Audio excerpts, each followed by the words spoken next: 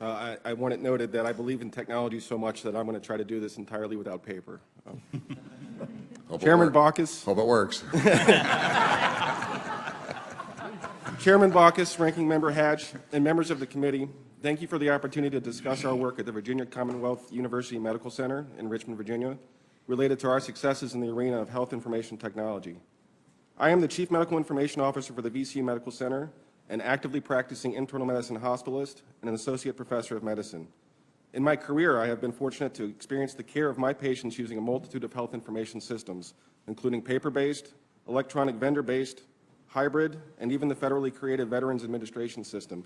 And to be clear, I would never go back to paper. The VCU Medical Center has a proud history of leveraging health information technology to improve patient care, which spans decades. We benefit from near 100% CPOE adoption in our hospital and fully electronic clinical documentation for all providers, including nurses and physicians, in our outpatient and inpatient settings. We are proud to have successfully attested for almost 500 eligible providers, as well as our hospital for the first year of meaningful use. I'd like to share a number of health IT success stories framed in 3 categories of next order benefits: clinical decision support, handoffs, and innovations, all of which are made possible by the foundation of data ubiquity. These represent years of effort in improving people and process workflows. It was only after the processes had been refined that the application of technology became the secret sauce to improving outcomes. In fact, I have also experienced the premature application of technology causing very detrimental results, which can harm and erode the trust of both patients and providers. VCU employs a number of clinical decision support methodologies to support patient care. We have over 650 customized rules and alerts to help promote delivery of best practice.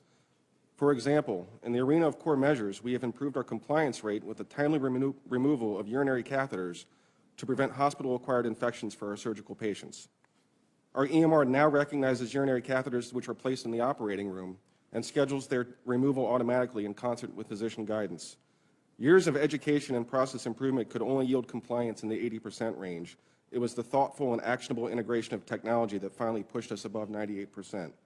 I cannot stress this enough. It is the triad of people, process, and then technology that proves to be the recipe for success. VCU launched its patient portal in December of 2012, and in just 7 months, we have already enrolled 11,000 patients who now have access to core elements of their electronic medical record. Inefficient phone tag has been replaced by an e-exchange between patients and providers, and we've only started to scratch the surface of this technology. While the patient portal was always an institutional vision on our health IT planning roadmap, it was the meaningful use program that gave it the much-needed activation energy and directional framework for success. We have created innovative and custom dashboards to augment our patient population management strategy by repainting large sums of data into easy-to-consume graphical and interactive formats. We help our providers deal with the information overload that has become common as the data stored in the electronic medical record grows. The most recent and exciting example of innovation is our homegrown medical early warning system dashboard. This gives our rapid response team a real-time monitoring system that continuously measures patient acuity and severity. The dashboard has been adopted by the team as their compass to guide them to the bedside of our most sick patients. The team no longer waits to get a call from a nurse or doctor with a patient in distress.